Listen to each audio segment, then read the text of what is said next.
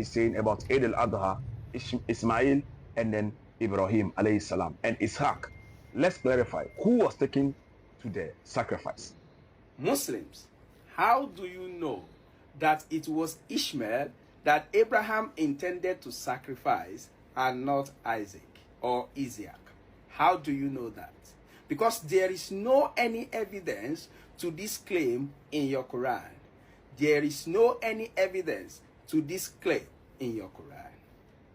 And in fact, the Islamic scholars did not have consensus on this topic. So thank you, Dawa. We'll continue listening to him. And for those, some people, I receive a lot of message asking me why we don't see Uti Dawa's video around you again. I do video based on anyone that fall into the line of what I'm doing,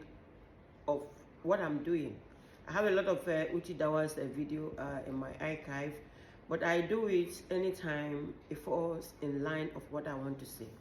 So we'll continue listening to Uti Dawa this morning, and what I want to say is that this video fall on the line because I am telling the Christians to pick up the Quran and they read Quran. If you do not pick up the Quran, had he been this guy, had read the Quran, he will not be asking this question. But it's good to ask question anyway. But it's better for him, after listening to this video, after listening to the explanation that Uchidawa gave him, I think it's better go and get a Quran. You don't just sit for story to be narrated to you. You don't just sit, bah, let them narrate the story for me. I'm okay with it. You need to read it. You need to read it.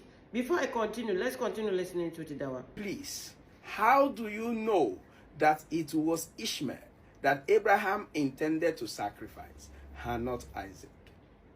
You see, before I take this brother to school, I would like to tell him that there is a full consensus that Muslims all agree it was Ismail who was taken there. But I will quote from your books to educate you as well. Then I will go outside the two books to bring sources that proves it was Ismail as well. You see, when you are going to war, you didn't go with a knife. Now, all Islamic scholars do agree so. It was only Kab who said it was actually Ishaq, Isaac. Meanwhile, he went to the Jews and the Jews told him so. So those narration is called Israeliyat, and a Muslim is not supposed to believe or reject.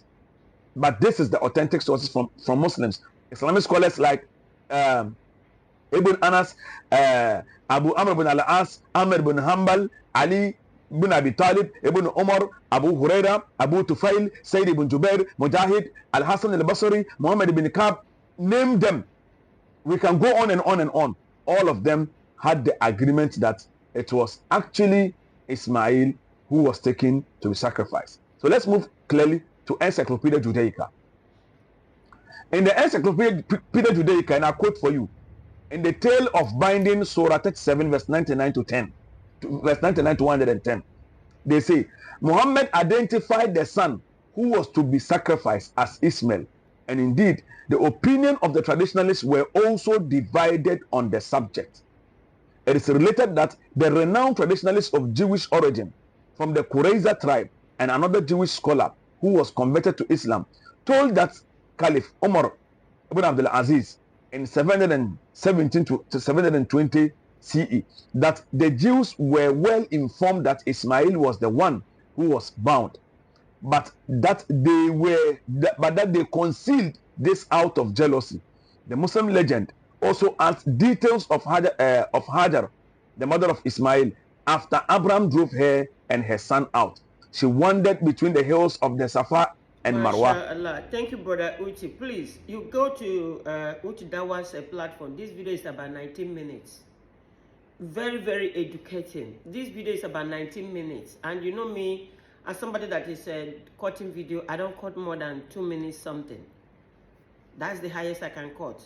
You see, the story of Abraham Isaac and Ishmael. It was so clear.